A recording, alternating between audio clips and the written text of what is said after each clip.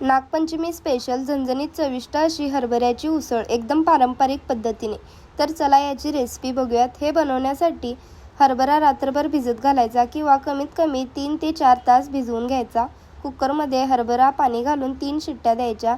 कढईमध्ये थोडेसे तेल, तमालपत्री, जिरे, बारीक चिरलेला कांदा, टोमॅटो घालून मऊ होईपर्यंत परतून घ्यायचे। यानंतर मसाल्यासाठी मिक्सरच्या भांड्यामध्ये जिरं, खोबरं, आलं, लसूण, कोथिंबीर, पाणी घालून वाटण छान बारीक करून घ्यायचे। तयार केलेले वाटण तेलामध्ये घालून छान परतवून घ्यायचे।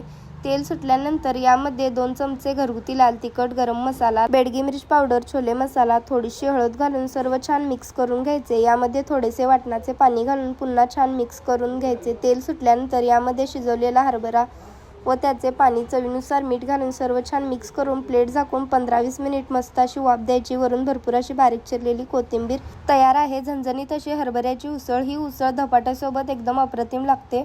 धपाट्याची रेसिपी हवी असेल तर आपल्या चॅनलवरती आधीच अपलोड केलेली आहे, एकदा नक्की बघा।